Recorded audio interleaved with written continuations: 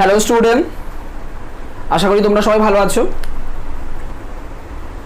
চলতরিৎ class number 3-তে আমরা যে জিনিসটা নিয়ে আলোচনা করেছিলাম সেটা হলো কি আমাদের তড়িৎ বিভব, এবং সেখান থেকে দেখেছিলাম বিভব পার্থক্য, এবং বিভব পার্থক্য থেকে বিভব পার্থক্যের ইউনিট এবং বিভবের ইউনিট, সেই ইউনিট কিন্তু মানে একক, সেই একক কিন্তু আমরা দেখিয়েছিলাম। এবং আমরা একেবারে শেষে একটা কথা বলেছিলাম যে বিভব পার্থক্য তুমি যদি ভালো করে না বুঝতে পারো তাহলে কিন্তু পরবর্তীকালে তড়িৎ কোষ, সেই তড়িৎ কোষ সম্পর্কে ভালো বুঝতে পারবে না। ঠিক আছে, আশা করি তোমরা প্রত্যেকে ওই ভিডিওটা দেখেছো। যারা দেখোনি এখনও তারা ডিসক্রিপশনে লিঙ্ক দেওয়া আছে, সেই লিঙ্কে গিয়ে বিভব পার্থক্যের ভিডিওটা কিন্তু আগে দেখে নাও। ঠিক আছে, আজ ক্লাস নাম্বার 4-এ আমরা যে জিনিসটা নিয়ে আলোচনা করব সেটা হলো কি, সেটা হলো আমাদের ইএমএফ এবং ইএমএফ এর উৎস হিসাবে তড়িৎ কোষ। ভেরি ভেরি ইম্পর্টেন্ট একটা জিনিস। তাহলে প্রথমে আমরা বলছি কি ইএমএফ, ইলেকট্রোমোটিভ ফোর্স। এই ইএমএফটা আলোচনা করার আগে আমাদের যে জিনিসটা নিয়ে আলোচনা করতে হবে সেটা হলো আমাদের তড়িৎ কোষ, অর্থাৎ ইএমএফ এর উৎস হিসাবে যে তড়িৎ কোষ, সেই তড়িৎ কোষ নিয়ে কিন্তু আমাদের আলোচনা করতে হবে। এবার তোমাদের মধ্যে প্রশ্ন হচ্ছে স্যার তড়িৎ কোষ কি? তড়িৎ কোষ হলো, দেখো আমাদের প্রত্যেকের বাড়িতেই কিন্তু টিভি আছে এবং টিভির রিমোটও আছে, এবং সেই রিমোটের ভিতরে যে দেখবে একটা ব্যাটারি আছে, অথবা দেখবে আমাদের বাড়িতে অনেকের টর্চ আছে, সেই টর্চটা দেখবে বাজার থেকে ব্যাটারি নিয়ে এসে আমরা জ্বালাচ্ছি। আর দেখবে আমাদের যে দেওয়াল ঘড়িগুলো আছে সেই দেওয়াল ঘড়িতে দেখবে ছোটো ছোটো ব্যাটারি লাগানো আছে। এই যে ব্যাটারি লাগানো আছে যার ফলে ওই টিভি রিমোট, তারপরে আমাদের যে ঘড়ি, আমাদের যে টর্চ জ্বলছে, সেই ব্যাটারিটাকেই বলা হয় অ্যাকচুয়ালি কিন্তু তড়িৎ কোষ।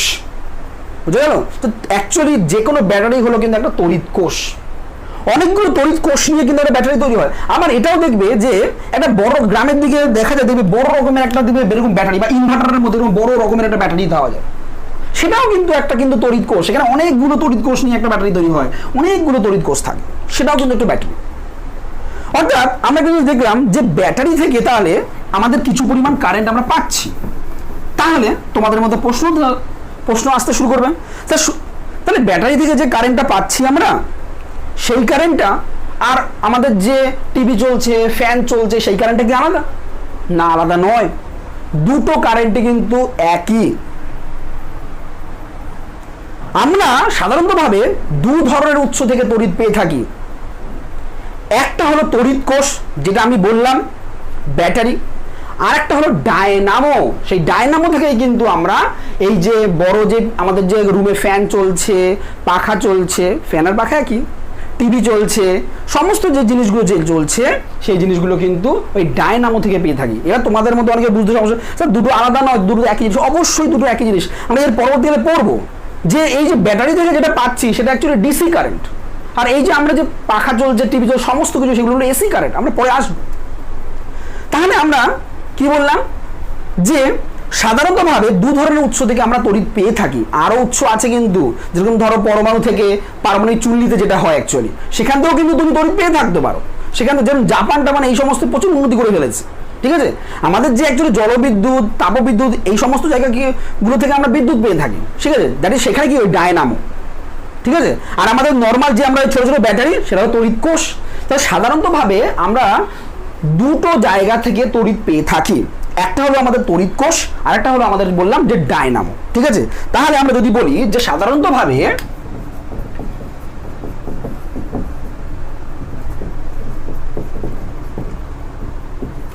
আমরা দুটি জায়গা থেকে তড়িৎ পেয়ে থাকি। এক হলো আমাদের তড়িৎ কোষ, যেইগুলোকে বলছি আমরা ব্যাটারি, তড়িৎ কোষ। এই তড়িৎ কোষে কি হয় বলতে, এই তড়িৎ কোষে কোনো সচল যন্ত্রাংশ থাকে না, এখানে কোনো যন্ত্রাংশ থাকে না। আরেকটা আমরা কি বললাম, আরেকটা আমরা বললাম ডায়নামো, যেখানে সচল যন্ত্রাংশ থাকে।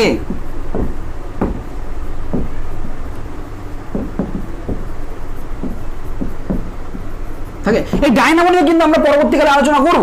তাপবিদ্যুৎ যখন পড়বো বা জলবিদ্যুৎ যখন পড়বো তখন কিন্তু ডায়নামো নিয়ে আলোচনা করবো, ঠিক আছে, এটাই ছেড়ে দাও।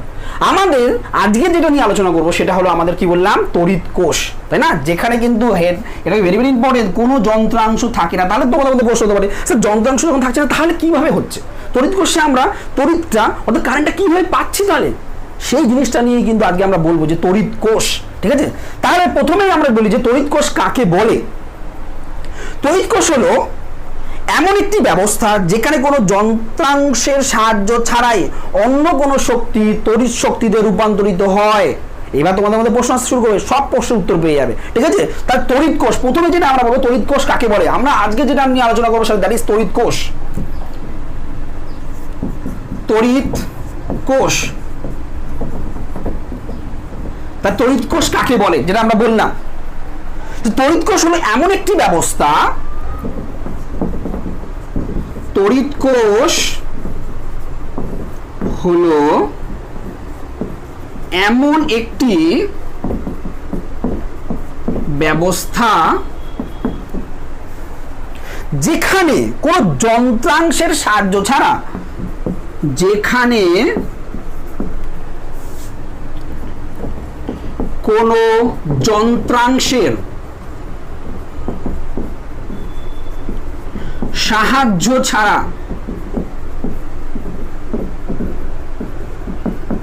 যেখানে কোনো যন্ত্রাংশের সাহায্য ছাড়া অন্য কোনো শক্তিকে তড়িৎ শক্তিতে রূপান্তরিত করা হয়, অন্য কোনো শক্তিকে তড়িৎ শক্তিতে রূপান্তরিত করা হয়, ঠিক আছে। উদাহরণ, তো তড়িৎ কোষের উদাহরণ কি, উদাহরণ নাও, তড়িৎ কোষের উদাহরণ নাও, রাসায়নিক কোষ বা কেমিক্যাল সেল, রাসায়নিক কোষ যেটাকে বলে কেমিক্যাল সেল।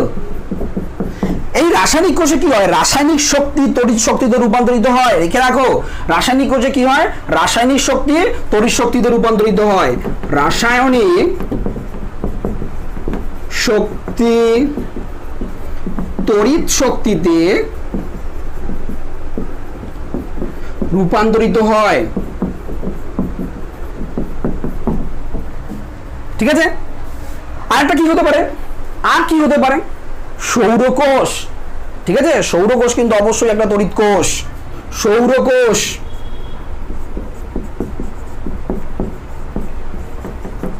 সৌরকোষ, এখানে কি হয়, সৌরশক্তি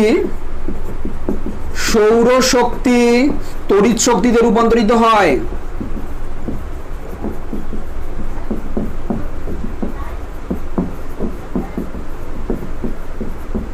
ঠিক আছে। আরো উদাহরণ হতে পারে নিউক্লিয় কোষ হতে পারে, ঠিক আছে। নিউক্লিয় কোষে নিউক্লিয় শক্তি তড়িৎ শক্তিতে রূপান্তরিত হয়, বুঝা গেল। এই গেল কিন্তু তোমাদের কিন্তু তড়িৎ কোষ, অর্থাৎ তড়িৎ কোষ কি ব্যাপারটা হতে তোমাদের বইগুলোতে দেখবে শুধুমাত্র একটা কিন্তু তড়িৎ কোষে কি লেখা যায়, লেখা যায় তড়িৎ কোষে রাসায়নিক শক্তি তড়িৎ শক্তি রূপান্তরিত। আরে বাবা, তড়িৎ কোষ তো অন্যও হতে পারে, এটাও হতে পারে, সৌরশক্তি হতে পারে। কারণ দেখবে আমাদের সোলার যে প্যানেলগুলো হয়, দেখবে এখন অনেক বাড়িতে লাগাচ্ছে, সৌরকোষ লাগাচ্ছে। সৌরকোষেও তো হয়, সূর্যের আলো পড়ছে সেখান থেকে তড়িৎ শক্তি রূপান্তরিত হয়, সেটাও কিন্তু এক রকমের কোষ, ঠিক আছে। সৌরকোষ আগে বলে সৌরকোষ। নিউক্লিয় কোষ হয়, একটা উদাহরণ নিয়ে নাও তোমরা, নিউক্লিয় কোষ, নিউক্লিয় কোষ যেখানে কি হয়,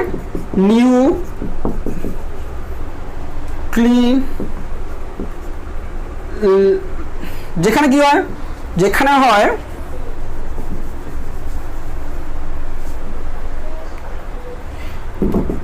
নিউক্লিয়ার শক্তি তড়িৎ শক্তিতে রূপান্তরিত হয়,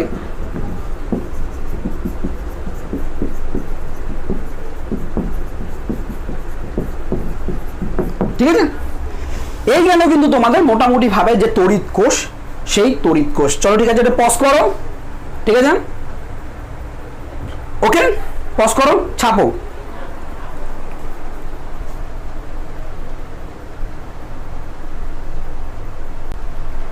এবার চলে আসি আমরা তড়িৎ কোষ যে বললাম সেই তড়িৎ কোষের কাজ কি অ্যাকচুয়ালি, তড়িৎ কোষটা কি করে অ্যাকচুয়ালি, কিভাবে কারেন্টটাকে পাঠায়, তড়িৎ কোষের কাজ কি অ্যাকচুয়ালি?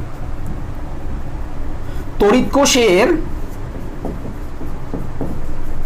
কাজ, তড়িৎ কোষের কাজ হলো দুটি পরিবাহীর মধ্যে, ভালো করে ভাববে, বা কোনো পরিবাহীর মধ্যে বিভব পার্থক্য বজায় রাখা, কোনো পরিবাহীর মধ্যে বিভব পার্থক্য বজায় রাখা, কোনো পরিবাহীর কিভাবে সেটা আমি বলছি, পরিবাহীর মধ্যে বিভব পার্থক্য বজায় রাখা। দেখো আগে যে আমরা বলেছিলাম বিভব পার্থক্য যদি বজায় না থাকে তাহলে কিন্তু কোনো আধানের প্রবাহ হবে না, আর আধানের প্রবাহ যদি না হয় তুমি কোনো কারেন্ট পাবে না। বোঝা গেল? এই তড়িৎ কোষ কি করে, দুটি পরিবাহীর মধ্যে বা কোনো পরিবাহীর মধ্যে বিভব পার্থক্য সব সময় বজায় রাখে। যদি বিভব পার্থক্য না বজায় রাখতে পারতো তাহলে কি আধানের ফ্লো হতো না। ব্যাপারটা কিরকম আরো দেখো সহজভাবে, যদি আমরা জলের উদাহরণটা যদি ভাবি, আগের দিন আমরা দিয়েছিলাম তাই না, এরকম একটা জলের উদাহরণ আমরা নিয়েছিলাম আগের দিন, ভালো করে ভাববে, জলের উদাহরণ আমরা নিয়েছিলাম আগের দিন। আমরা দেখেছিলাম যে এইখানে এতটা জল আছে, এইখানে এতটা জল আছে, এবার জল কি হবে, এইখান থেকে এইখানে গিয়ে একটা সময় গিয়ে জলের লেভেল সমান হয়ে যাবে। এবার তার মানে কি তখন প্রবাহটা এইখান থেকে জল যাওয়াটা তো বন্ধ হয়ে যাবে। যখন দুটোর মধ্যে জলের লেভেল সেম হয়ে যাবে তখন কি হবে, জলের প্রবাহ বন্ধ হয়ে যাবে। তুমি যদি একটা পাম্পের সাহায্যে, ধরো এখানে একটা পাম্প লাগিয়ে দিলে, এখানে একটা পাম্প লাগিয়ে দিলে, এই পাম্প লাগিয়ে দিলে, এখানে একটা পাইপ দিয়ে দিলে, পাম্পের সাহায্যে কি করলে এইখান থেকে জল উঠে আমার এইখানে কিন্তু তুমি ফেলছো। তার মানে যদি পাম্পের সাথে এখানে জলের ফেলা দেবে, এই জলের লেভেলটা কিন্তু এখানে বজায় থাকবে। ভাববে জলের লেভেলটা বজায় থাকা মানে কি সবসময় এই দুজনের মধ্যে কি হবে, একটা জলের হাইটের পার্থক্য থাকবে, আর হাইটের পার্থক্য থাকলে জল কি এখান থেকে কন্টিনিউয়াসলি ফ্লো করবে। এক্স্যাক্টলি এই ঘটনায় কিন্তু ঘটে কিন্তু এই বিভব পার্থক্যের ক্ষেত্রে। বিভব পার্থক্যের ক্ষেত্রে এই যে পাম্পের যে কাজটা, সেই কাজটা অ্যাকচুয়ালি কি করে তড়িৎ কোষ। এই তড়িৎ কোষও কি করে, দুটো পরিবাহীর মধ্যে সবসময় কিন্তু একটা বিভব পার্থক্য বজায় রাখে।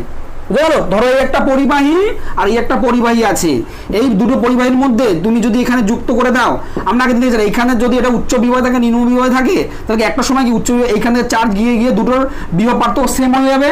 কিন্তু সেই বিভব পার্থক্য যদি সেম হয়ে যায় তাহলে এখানে প্রবাহ যাবে না। ঠিক আছে, কি করো এইখানে তুমি একটা এইখানে একটা কি করো, একটা ব্যাটারি লাগিয়ে দাও, অর্থাৎ তড়িৎ কোষ লাগিয়ে দাও। এই তড়িৎ কোষটা কি করবে, তড়িৎ কোষটা এই দুজনের মধ্যে কিন্তু সবসময় একটা বিভব পার্থক্য বজায় রাখবে। ঠিক আছে, আর বিভব পার্থক্য বজায় রাখলে কি হবে, পরিবাহের মধ্যে দিয়ে আধানের ফ্লো হবে, আর আধানের ফ্লো হলেই আমরা কিন্তু কারেন্ট পাবো। এই কাজটা, এই যে আমরা বললাম যে সিম্পল বিভব পার্থক্যের ঘটনাটা, এই কাজটা অ্যাকচুয়ালি তড়িৎ কোষ কিভাবে করে সেটা কিন্তু আরো ভালোভাবে কিন্তু বোঝা যাবে যখন আমরা একটা তড়িৎ কোষ নিয়ে আলোচনা করব। ঠিক আছে, তাই তড়িৎ কোষে কি করে বললাম যে তড়িৎ কোষের কাজ কি, কোনো পরিবাহীর মধ্যে বিভব পার্থক্য বজায় রাখা। বোঝা গেল? যদি বিভব পার্থক্য যদি না থাকে তাহলে কি হবে, বিভব পার্থক্য যদি না থাকে তাহলে কোনো আধান কিন্তু ফ্লো হবে না, আর যদি কোনো আধান না ফ্লো হয় তাহলে আমরা কোনো কারেন্ট পাবো না। বোঝা গেল? এইবার এই যে তড়িৎ কোষের যে কাজ, অর্থাৎ তড়িৎ কোষ এটা কিভাবে করে, এই জিনিসটা কিন্তু তড়িৎ কোষ কিভাবে করে, এইটা নিয়ে আলোচনা করতে হলে আমাদের কিন্তু একটা তড়িৎ কোষ নিয়ে আলোচনা করতে হবে। চলো আমরা একটা তড়িৎ কোষ নিয়ে আলোচনা করি। ঠিক আছে, দেখো এবার আমরা দেখাবো যে কোষ কিভাবে এই কাজটা করে। অ্যাকচুয়ালি যে আমরা বললাম যে কোষ এটা কি করে, বিভব পার্থক্য সৃষ্টি করে, এই কাজটা কোষ কিভাবে করে আমরা দেখাবো। চলো তার জন্য আমরা কিন্তু একটা রাসায়নিক কোষ নিলাম। ঠিক আছে, একটা রাসায়নিক কোষ নিলাম। আমরা কি করলাম, একটা রাসায়নিক কোষ নিলাম।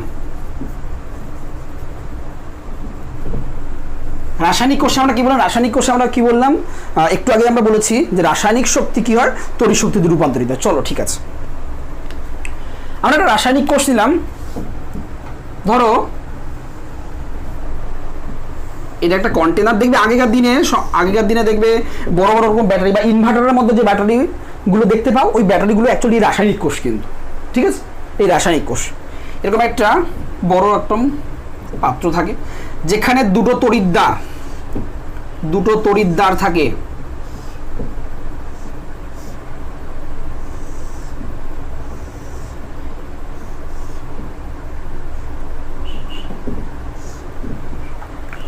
এবং এর ভিতরে একটা কন্ডাক্টিং সলিউশন দিয়ে ভরা থাকে। কন্ডাক্টিং সলিউশন মানে হলো যে সলিউশনটা তড়িৎ পরিবহন করতে পারে তাকে বলা হয় কন্ডাক্টিং সলিউশন। এটাকে বলা হয় ইলেকট্রোলাইট জাতীয় কোনো একটা পদার্থ দিয়ে ভর্তি আছে, ঠিক আছে? এটাকে বলা হয় ইলেকট্রোলাইট, ইলেকট্রোলাইট, অর্থাৎ যাকে বলা হয় কন্ডাক্টিং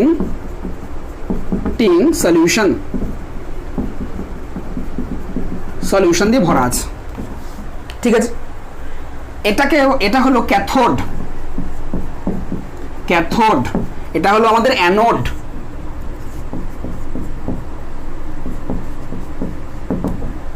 ঠিক আছে, কি হয় এর ভিতরে? এটাকে কি বললাম আমি? এটাকে বললাম একটা রাসায়নিক কোষ। রাসায়নিক কোষের ভিতরে এটা একটা ইলেকট্রোলাইট জাতীয় পদার্থ। ইলেকট্রোলাইট মানে কি? আমি বললাম যে কন্ডাক্টিং সলিউশন একটা, যেটা তড়িৎ পরিবহন করতে পারে, ঠিক আছে? অর্থাৎ যার মধ্যে দিয়ে চার্জের ফ্লো হতে পারে। ভালো কথা। এর মধ্যে কি হবে, যখনই তুমি এই ক্যাথোড, অ্যানোড এবং এই ইলেকট্রোলাইট পদার্থ থাকবে, এর মধ্যে একটা কিন্তু বিক্রিয়া হবে, যেই বিক্রিয়াটাকে বলা হয় এক্সোথার্মিক রেডক্স রিয়াকশন, ঠিক আছে? এই এক্সোথার্মিক রেডক্স রিয়াকশনের ফলে এই অ্যানোডে কি হবে? অ্যানোডে মাইনাস চার্জ এসে জমা হবে এবং ক্যাথোডে জমা হবে প্লাস চার্জ। অ্যানোডে মাইনাস চার্জ এবং ক্যাথোডে প্লাস চার্জ জমা হওয়ার ফলে এই যে সেল, এই সেলের দুটো তড়িৎদ্বার, এইগুলোকে বলা হয় তড়িৎদ্বার। এই তড়িৎদ্বার দুটির মধ্যে কি একটা বিভব পার্থক্য তৈরি হবে, তাই না? আমরা তো বলছিলাম যে সেল কি করে? সেল একটা বিভব পার্থক্য তৈরি করে। কিভাবে তৈরি করলো বোঝা গেল? কি বললাম? এখানে কি হয়? এখানে কি হয়? Exothermic redox reaction. আমরা লিখে দিচ্ছি, এখানে এক্সোথার্মিক মিক রেডক্স রিয়াকশন। এবার তোমাদের মধ্যে পড়ছে আর এক্সোথার্মিক রেডক্স রিয়াকশন কি? দেখো, এগুলো কেমিস্ট্রিতে আছে, তোমরা বড় হয়ে পড়বে এগুলো। এক্সোথার্মিক মানে হলো যেখান থেকে শক্তি বেরিয়ে আসে। আমরা এইমাত্র তো বললাম যেখানে রাসায়নিক শক্তি কোন শক্তিতে রূপান্তরিত হয়? তড়িৎ শক্তিতে। তো আমার রাসায়নিক শক্তি নিশ্চয়ই তড়িৎ শক্তি রূপান্তরিত হয়েছে, তাই না? এক্সোথার্মিক মানে যেখান থেকে শক্তি বেরিয়ে আসে। রেডক্স মানে কি? সেখানে অক্সিডেশন এবং রিটারডেশন দুটোই হবে, ঠিক আছে? এটাকে বলা হয় সম্ভবত অক্সিডেশন আর রিডাকশন, অক্সিডেশন বা রিডাকশন দুটোই হবে, তাকে বলা হয় রেডক্স রিয়াকশন, ঠিক আছে? এগুলো তোমাদের এখন জানার বিষয় নয়, এগুলো কেমিস্ট্রিতে তোমরা বড় হয়ে পড়বে, ঠিক আছে? তোমরা জানো জাস্ট এখানে এক্সোথার্মিক রেডক্স রিয়াকশন বলে একটা রিয়াকশন হয়, যার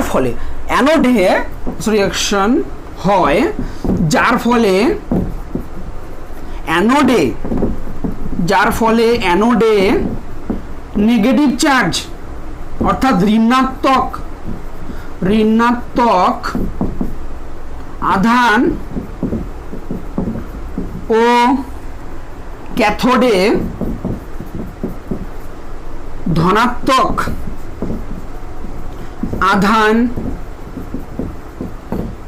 আধান জমা হয়। দেখো, যেই জমা হবে তার মানে কি তাদের মধ্যে একটা বিভব পার্থক্য তৈরি হবে,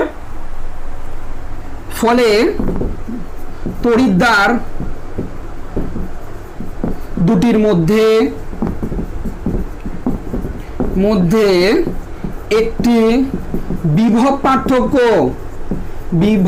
পার্থক্য তৈরি হবে। সেটাই তো আমি বলছিলাম, তাই না? যে আমাদের যে কোষগুলো, সেই কোষের কি কাজ? বিভব পার্থক্য তৈরি করা। এইবার একটা জিনিস বলি, বিভব পার্থক্য তৈরি যখনই হয়ে যায় তখন কি হবে? তখন কি একটা জায়গাতে একটা আধান ফ্লো হতে পারবে। এইবার তুমি যদি একটা পরিবাহী তার দিয়ে যুক্ত করে দাও, যদি এবার তুমি এই তড়িৎদ্বার দুটিকে একটা পরিবাহী তার দিয়ে যুক্ত করে দাও, তাহলে কি হবে? দেখো, তাহলে কি হবে? হয় নেগেটিভ চার্জ এইখান থেকে এইখানে ফ্লো হবে, যদি আমরা নেগেটিভ চার্জ হিসেবে কল্পনা করি, না হলে পজিটিভ চার্জ এখান থেকে এখানে ফ্লো হবে, দেখো এখানে দুটো জিনিস নিয়ে কিন্তু আলোচনা করা যায়। এখানে একটা জিনিস এই কারণে বলে রাখি, খুব ভালো করে মাথায় ঢুকিয়ে রাখবে, নেগেটিভ চার্জ অর্থাৎ ঋণাত্মক আধান, ঋণাত্মক আধান আধান সবসময় নিম্ন বিভব থেকে উচ্চ বিভবের দিকে যায়। অর্থাৎ এইখানে মাইনাস তৈরি হওয়া মানে কি, দ্যাট ইজ সেটা নিম্ন বিভব, ঠিক আছে। প্লাস তৈরি হওয়া মানে কি, সেটা উচ্চ বিভব, এটা মাথায় রাখবে। ঋণাত্মক আধান কোথা থেকে কোথা যাবে, ঋণাত্মক আধান সবসময় নিম্ন বিভব থেকে উচ্চ বিভবের দিকে যায়।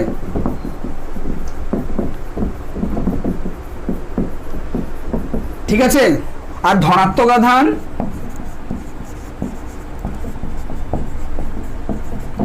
প্লাস, সে কি করে, সবসময় উচ্চ বিভব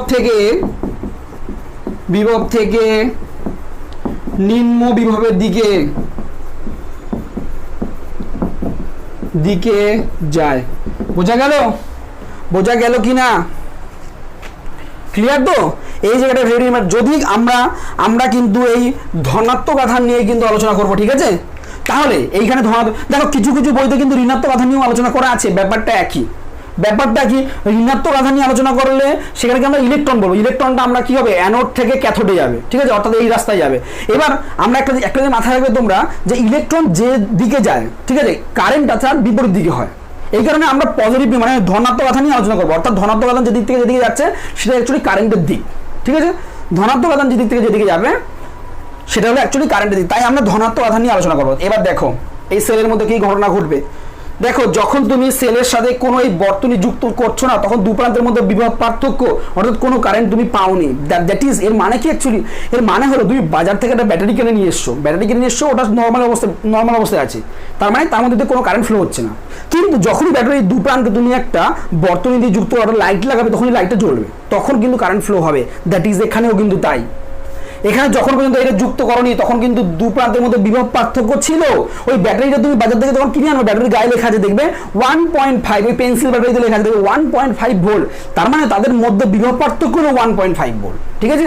অর্থাৎ এর মধ্যে একটা বিভব পার্থক্য তৈরি হয়ে আছে। যখনই তুমি যুক্ত করবে তখন কি হবে, এই যে ক্যাথোড থেকে অ্যানোডের দিকে কি হবে, এই প্লাস চার্জ কিন্তু এইখান থেকে এইখানে যাত্রা শুরু করবে, ঠিক আছে। অর্থাৎ কারেন্টটা কিন্তু এই ক্যাথোড থেকে অ্যানোডের দিকে যেতে শুরু করবে।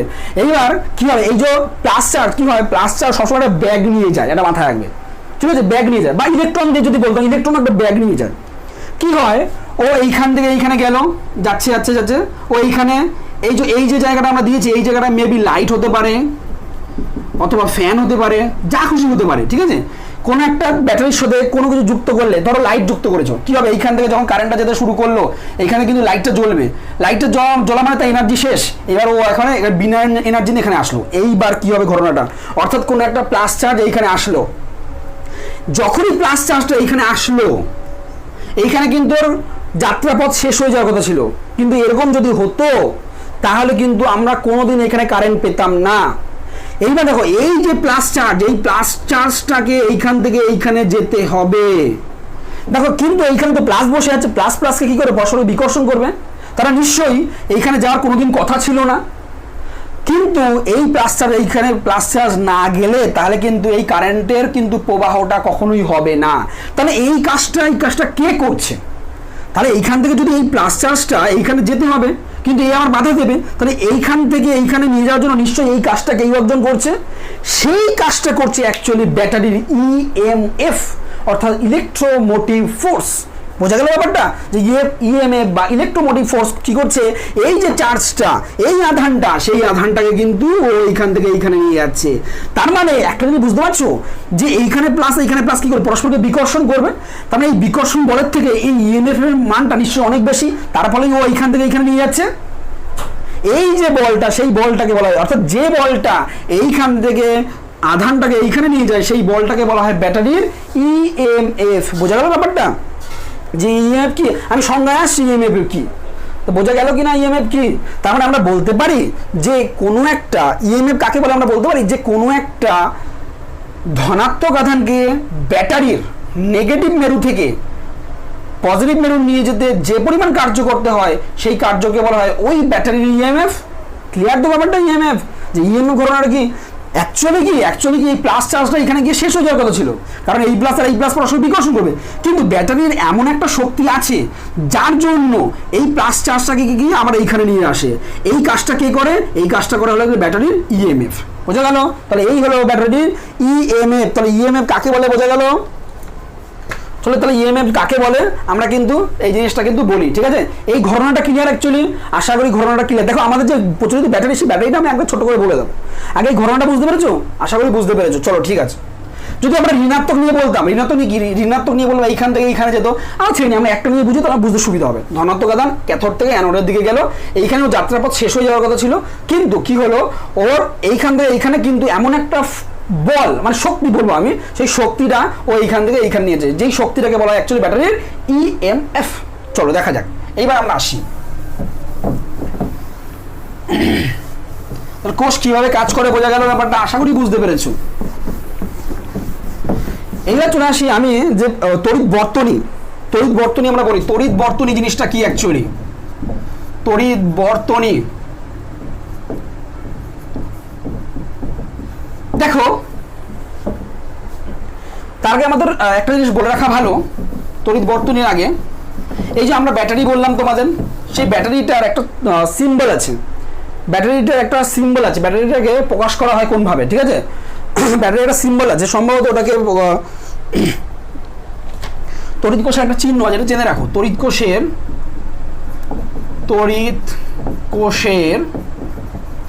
চিহ্ন কি? আমরা তড়িৎ কোষ আমরা কি দেখলাম? একটা ধারে কি পজিটিভ জমা হচ্ছে, একটা ধারে নেগেটিভ জমা হচ্ছে, এইভাবে তড়িৎ কোষের চিহ্ন, অর্থাৎ এই ধারে পজিটিভ, এই ধারে নেগেটিভ, ঠিক আছে? এটা হলো তড়িৎ কোষের চিহ্ন।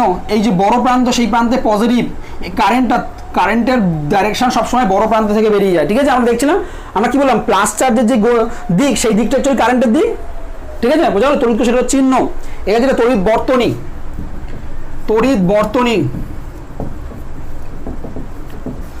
বর্তনী জিনিসটা কি অ্যাকচুয়ালি?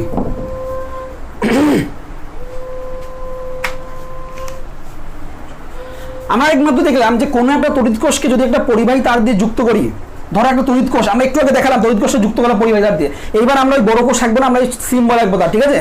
ধরো এই একটা তড়িৎ কোষ আছে, এই তড়িৎ কোষটাকে একটা পরিবাহী তার দিয়ে যুক্ত করলাম, এটা হলো পরিবাহী তার, এটা প্লাস এটা মাইনাস। কোনো একটা তড়িৎ কোষকে, এটা তড়িৎ কোষ, আমরা এখন চিহ্ন পেয়ে গেছি, এটা তড়িৎ কোষ, এই যে চিহ্ন। কোনো তড়িৎ কোষকে যদি একটা পরিবাহী তার দিয়ে যুক্ত করি, তাদের মধ্যে যদি কোনো ছেদ না থাকে, তাহলে তাকে বলা হয় বর্তনী, আর যুক্ত করাটাকে বলা হয় বর্তনী। এবার এই তড়িৎ বর্তনী আবার দু রকমের হয়, একটা হলো বদ্ধ বর্তনী, একটা হলো মুক্ত বর্তনী। বদ্ধ বর্তনী কি? চলো দেখা যাক। তাহলে তড়িৎ বর্তনী আমাদের দু রকমের হবে। একটা কি বলবো আমাদের তড়িৎ বর্তনী আমাদের দু রকম, একটা কি বলবো আমরা বদ্ধ বর্তনী, যেটাকে বলা হয় ক্লোজ সার্কিট, খুব ইউজ হয় এই কথাটা। একটা বলা হয় মুক্ত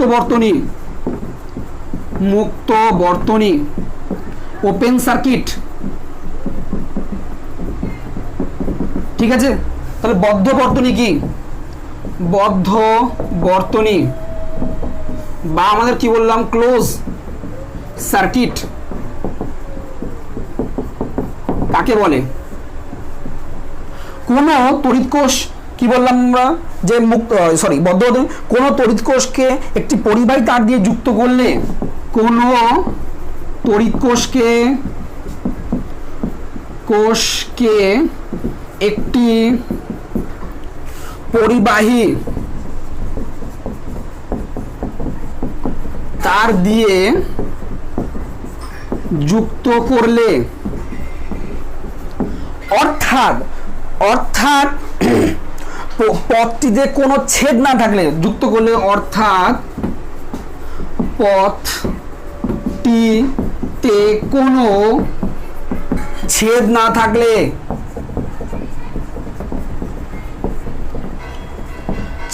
থাকলে, তাকে বলে বদ্ধ বর্তনী, ঠিক আছে? তাকে বলা হয় বদ্ধ বর্তনী। ব্যাপারটা কিরকম? ধরো এই একটা তড়িৎ কোষ, এখন আমরা তড়িৎ কোষের ওইভাবে রাখবো না, ডাইরেক্ট সিম্বল দিয়ে রাখবো। যদি তড়িৎ কোষটাকে এরকম একটা যদি যুক্ত করি, অর্থাৎ দেখো এটা প্লাস না মাইনাস, তাই না? বড় দিকটা প্লাস আর মাইনাস, ক্লিয়ার কি ক্লিয়ার না?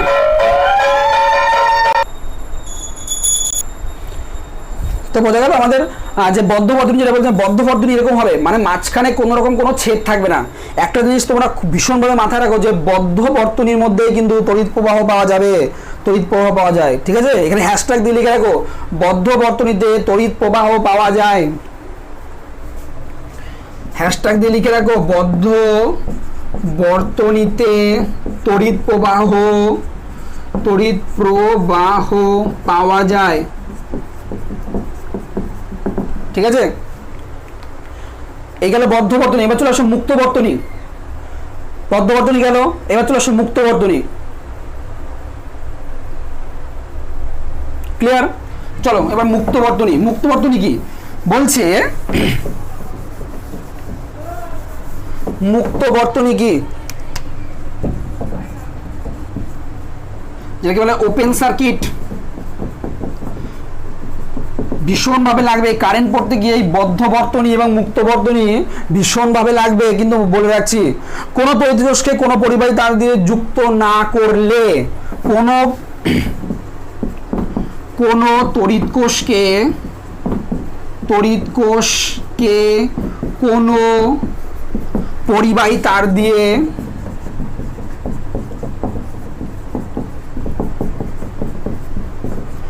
যুক্ত না করলে, ঠিক আছে, অথবা যুক্ত না করলে, অথবা পরিবাহীর পথটিতে ছেদ থাকলে, অথবা পরিবাহীর পথটিতে ছেদ থাকলে তাকে মুক্ত বর্তনী বলা হয়।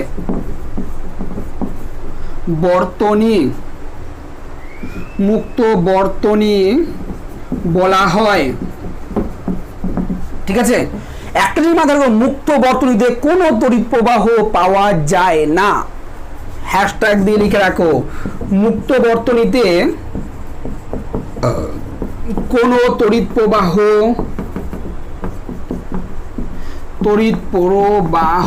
পাওয়া যায় না, ঠিক আছে? মানে ব্যাপারটা কিরকম, ধরো এই যে আমার তড়িৎ কোষ, ঠিক আছে, মাইনাস, যদি যুক্ত না করি তাহলে তো কারেন্ট ফ্লো হবে না, তাই না? তড়িৎ কোষের সময় দেখালাম। বা এরকমও যদি থাকে, ধরো এই একটা তড়িৎ কোষ আছে, যদি ধরো এই আছে, এইখানে দিয়ে ধরো কাটা, যোগ নেই, এটাকেও বলা হয় ওপেন সার্কিট, ঠিক আছে? এটাকেও বলা হয় ওপেন সার্কিট। মানে কি ব্যাপারটা বলো তো, তুমি একটা ব্যাটারিতে একটা লাইট জ্বলছিল, লাইট তারটার মাঝখানে তুমি কেটে দিলে, লাইটটা কি কোনোদিন জ্বলবে? কোনোদিন তো জ্বলবে না, তার মানে কোনো প্রবাহ কি পাবে? কোনোদিন পাবে না। এটাকে বলা হয় তোমার মুক্ত বর্তনী। ক্লিয়ার? বোঝা গেল? তড়িৎ কোষ বোঝা গেল, তড়িৎ কোষের বদ্ধ বর্তনী বোঝা গেল, মুক্ত বর্তনী বোঝা গেল, ঠিক আছে? এইবার চলে আসি তোমাদের যে ইএমএফ যে ব্যাপারটা, সেই ব্যাপারটা, ঠিক আছে? ক্লিয়ার? বোঝা গেল? যদি ভিডিও পজ করো, টুকে নাও, ঠিক আছে? চলো, এই তো গেল আমাদের মুক্ত বর্তনী, বদ্ধ বর্তনী। এইবার চলে আসি আমরা ইএমএফ ব্যাপারটাতে। দেখো ইএমএফ ব্যাপারটা আমি একটু আগে বললাম তোমাদের, এখন আমি এটা সার্কিটের মাধ্যমে বোঝাবো। ইএমএফ, আমরা যদি একটা বর্তনী আঁকি, এটা একটা তড়িৎ কোষ, এটা ধরো রেজিস্ট্যান্স বা রোধ, যাই বলো না, মানে প্লাস না মাইনাস, ঠিক আছে? আমরা একটু আগে দেখলাম যে ওই ছবিটা তোমরা দেখো, ওই বড় যে সেলের ছবিটা, আমরা বললাম একটু আগে যে এই যখনই তুমি একটা তড়িৎ কোষের সাথে একটা বর্তনী যুক্ত করবে, তখনই কি হবে, এই ধনাত্মক আধান এইখান থেকে যাত্রা শুরু করবে, যাত্রা শুরু করে আবার এখানে ফিরে আসবে, তাই না? অর্থাৎ কোন একটা ধনাত্মক আধান কোথা থেকে, ধনাত্মক আধান আমাদের ক্যাথোড থেকে যাত্রা শুরু করে অ্যানোডে চলে আসে, তাই তো? কোনো একটা কোষকে যদি কোনো একটা তার দিয়ে যুক্ত করো, ধনাত্মক আধানটা ক্যাথোড থেকে অ্যানোডের মধ্যে চলে আসে। এইবার তারপরে কি হয়, ওই অ্যানোড থেকে ধনাত্মক আধানটা যদি ক্যাথোডে নিয়ে যেতে হয় তাহলে তাকে একটা কার্য করতে হয়, আমরা বললাম একটু আগে, তাই না? একটু কার্য করতে হয়, সেই কার্যটাই অ্যাকচুয়ালি কি বললাম, সেই কার্যটাই বললাম অ্যাকচুয়ালি ইএমএফ।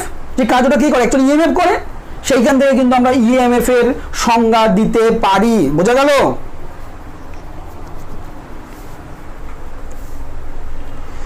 যদি আমরা এখানে নাম দিই, ধরো যা খুশি A B C D F যদি আঁকি এইভাবে,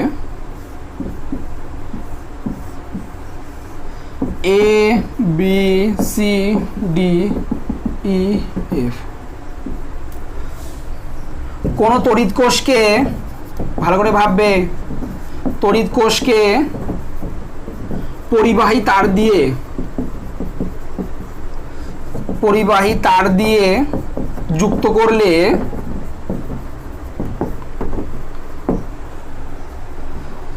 ধনাত্মক আধান কি হয়, A B C D E F পর্যন্ত যায়, ঠিক কি না? অর্থাৎ ঋণাত্মক মেরু পর্যন্ত যায়। এবার আধানটিকে কোষের ঋণাত্মক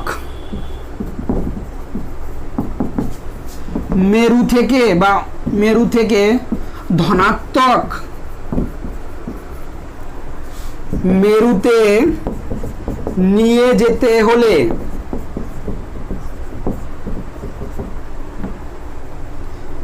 কিছুটা কার্য করতে হবে, তাই না? আমি আগে বলেছি এই কাজটাই করে ব্যাটারির ইএমএফ,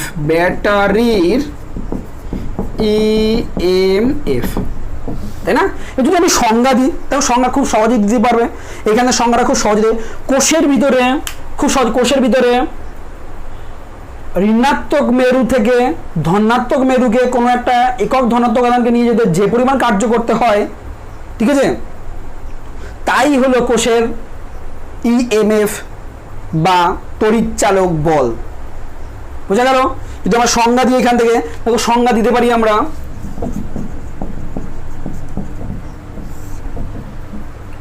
সংজ্ঞা যদি আমরা দিই কি হলো, কোষের ভিতরে সিম্পলি ব্যাপার, কোষের ভিতরে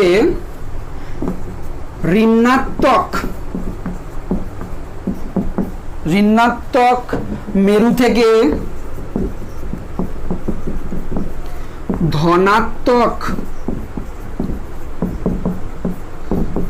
মেরুতে কোনো একক ধনাত্মক আধানকে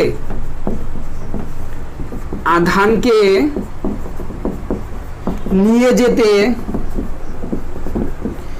যে পরিমাণ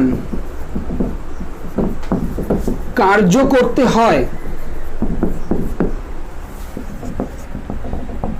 তাকে বলে কোষের তড়িৎচালক বল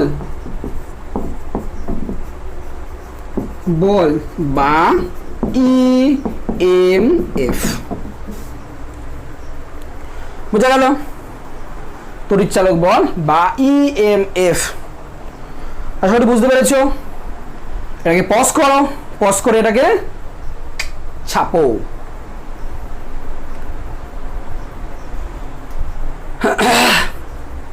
ক্লিয়ার তো? দেখো একটা নতুন জিনিস শিখলাম, ইএমএফ। দেখো তোমাদের মধ্যে ইলেকট্রোমোটিভ ফোর্স ইংরেজিতে বলেছিলাম না, ইলেকট্রোমোটিভ ফোর্স। তোমাদের অনেক সময় মনে হতে পারে স্যার এটা তো ইলেকট্রোমোটিভ ফোর্স বলছে, এটা তো ফোর্স নয় কোনো, একদমই ঠিক, এটা একদমই কোনো ফোর্স নয়, এটাকে হিস্টোরিক্যাল নেম বলা হয়, ঠিক আছে? এটা হলো কি, যখন প্রথম অ্যাকচুয়ালি ইএমএফ নিয়ে ভাবা হয়েছিল তখন ভাবা হয়েছিল এটা একটা ফোর্স, কিন্তু পরবর্তীকালে যখন আরও ডিটেলসে কোর্স সম্পর্কে আলোচনা দেখা গেল তখন দেখা গেল এটা কোনো ফোর্স নয়, এটা কিন্তু হিস্টোরিক্যাল নেম। এটা মাথায় রাখো, হিস্টোরিক্যাল নেম, ঠিক আছে? মানে যখন নাম দিয়েছিল তখন জানতো না অ্যাকচুয়ালি এটা ফোর্স, তোমার প্রথমে ভেবেছিল এটা ফোর্স, কিন্তু অ্যাকচুয়ালি পরবর্তীতে দেখলে এটা কোনো ফোর্স নয়। ঠিক আছে, ইএমএফ কোনো ফোর্স নয়, কোনো বল নয়, এটা কিন্তু মাথায় রাখো, কোনো বল নয়। অনেকে ভাববে গুলি ভাববে ইএমএফ মানে হলো বল, কিন্তু কোনো বল নয়, এটা এটা একটা শক্তি বলতে পারো, শক্তির সাথে সমতুল্য বলতে পারো। ঠিক আছে, ইএমএফ শক্তির সাথে সমতুল্য, মানে যেটাকে তুমি অ্যাকচুয়ালি যেটা আমরা একটু বললাম যে অ্যাকচুয়ালি ইএমএফ ব্যাপারটা কি, একটা হলো পোটেনশিয়াল ডিফারেন্স। ঠিক আছে, ইএমএফ এর একক।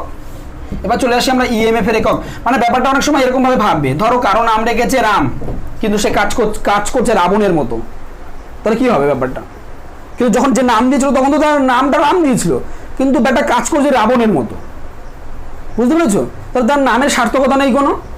ঘটনাটা এরকমই, প্রথমে যখন নাম দিয়েছিল ইএমএফ, ঠিক আছে, ভেবেছিল ফোর্স, কিন্তু অ্যাকচুয়ালি সে ফোর্স নয়, কিন্তু নামটা তো চেঞ্জ করতে পারছে না, তাই নামটা ওরকমই রয়ে গেছে। ঠিক আছে, তাই ইএমএফ এর একক, ইএমএফ এর একক এসআই পদ্ধতিতে ইএমএফ এর একক হলো ভোল্ট। ঠিক আছে, আর সিজিএস পদ্ধতিতে এর একক হলো কি স্ট্যাট ভোল্ট। অর্থাৎ বিভব পার্থক্য এবং ইএমএফ এই দুজনের একক কিন্তু সেম। আমরা এইমাত্র দেখলাম, তাহলে ইএমএফ এবং বিভব পার্থক্য দুজনের একক যদি সেম হয়, ইএমএফ এর আমরা আরেকটা সংজ্ঞা কিন্তু দেব, অল্টারনেটিভ সংজ্ঞা। কি সংজ্ঞা দেখো, চলো দেখা যাক। ইএমএফ এর আমরা অল্টারনেটিভ একটা সংজ্ঞা দেব, কি সংজ্ঞা দেব সেটা আমরা কিন্তু বলছি।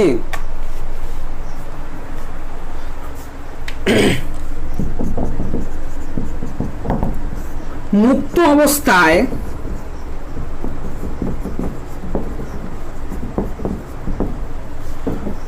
মুক্ত অবস্থায় কোন কোষের দুই প্রান্তের পয়রাফলা আঁকা নয়, তো মুক্ত অবস্থায় কোন কোষের দুই প্রান্তের বিভব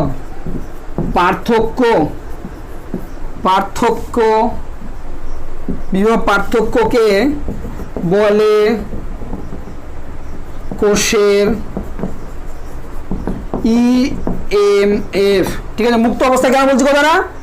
কারণ দেখো, মুক্ত অবস্থায় বলছে এই কারণেই, এই যে ধরো কোষটা যেটা আমরা দেখিয়েছিলাম তোমাদের, এরকম একটা কোষ দেখিয়েছিলাম, যদি মুক্ত অবস্থায় হয়, দেখো মুক্ত অবস্থায় যদি হয়, ভালো করে ভাবো, মুক্ত অবস্থায় হলে এখানে কি মাইনাস তৈরি হয়েছিল, এখানে প্লাস তৈরি হয়েছিল, তা তাদের মধ্যে একটা কি পোটেনশিয়াল ডিফারেন্স থাকবে, সেই পোটেনশিয়াল ডিফারেন্সটাকেই বলা হয় কোষের ইএমএফ। ঠিক আছে, কিন্তু মুক্ত অবস্থায় বলছি মানে কি কোনো যুক্ত নেই। যদি যুক্ত থাকে তাহলে কি হবে, যুক্ত থাকলে এইখান থেকে যাত্রা শুরু করবে, তখন কিন্তু আর পোটেনশিয়ালটা কিন্তু চেঞ্জ হয়ে যাবে। যখন এইখান থেকে এখানে আধানে যাত্রা শুরু হবে, প্লাস থেকে এখানে যাত্রা শুরু হবে, তখন কি পোটেনশিয়ালটা চেঞ্জ হয়ে যাবে।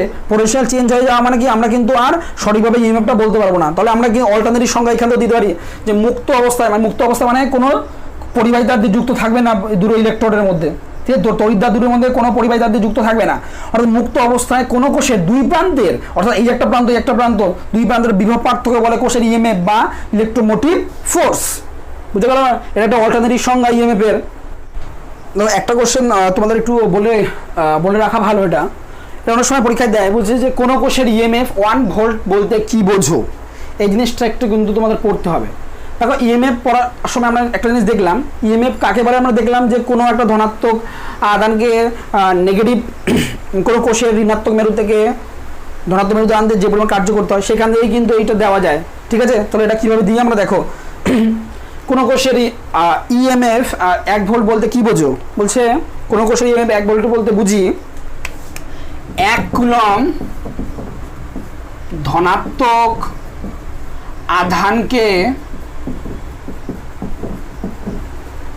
1 কুলম ধনাত্মক আধানকে তড়িৎ কোষের ভিতরে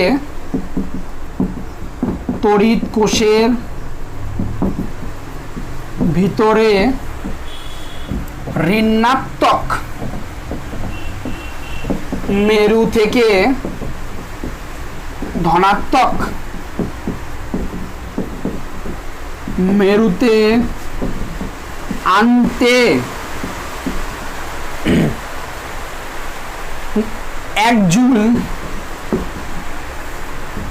কার্য করতে হয়। বোঝা গেল? কোন কোষের ইএমএফ 1 ভোল্ট বলতে বোঝায় কি 1 কুলম ধনাত্মক আধানকে তড়িৎ কোষের ভিতরে ঋণাত্মক মেরু থেকে ধনাত্মক মেরুতে আনতে 1 জুল কার্য করতে হয়। ক্লিয়ার?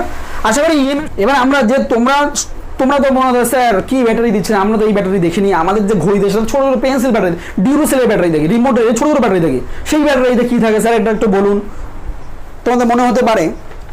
চলো সেটা একটা বলি, ওটাকে বলা হয় ড্রাই সেল ব্যাটারি। এটা বলি ড্রাই সেল ব্যাটারি, DRYCE।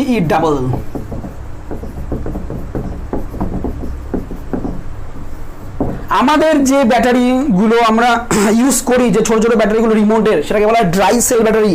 সেই ড্রাই সেল ব্যাটারিতে কী হয় সেটা বলি। ড্রাই সেল ব্যাটারির একেবারে মাঝের যে অংশটা থাকে সেই অংশটা গ্রাফাইটে তৈরি হয়, মাঝের যে অংশটা থাকে সেই অংশটা তৈরি হয় গ্রাফাইট দিয়ে, ঠিক আছে। এটাকে বলা হয় যে ক্যাথোড, এটাকে বলা হয় ক্যাথোড, ঠিক আছে। মাঝের যে অংশটা সেটাকে বলে ক্যাথোড। আর এর দুপাশে, এই ড্রাই সেল ব্যাটারির দুপাশে, মানে পেন্সিল ব্যাটারি অ্যাকচুয়ালি ডিউরোসেল, তোমাদের দুপাশে যেটা থাকে,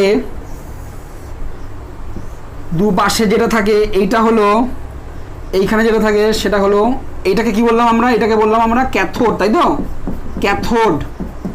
আর এটাকে বললাম আমরা অ্যানোড। ক্যাথোড হিসাবে কাকে ইউজ করা হয় বললাম, গ্রাফাইট, ঠিক আছে। অ্যানোড হিসাবে ইউজ করা হয় সম্ভবত জিঙ্ককে, ঠিক আছে। এর ভিতরে যে একটা পদার্থ থাকে, এইটা ইলেকট্রোলাইট হিসাবে যে পদার্থ, ওটা কন্ডাক্টিং সলিউশন, ইলেকট্রোলাইট হিসাবে যে পদার্থটা থাকে সেটা হলো আমাদের, এটা হলো ইলেকট্রোলাইট, ইলেক্ট্রোলাইট। এটা হিসাবে থাকে সম্ভবত, এটা সম্ভবত থাকে অ্যামোনিয়াম ক্লোরাইড,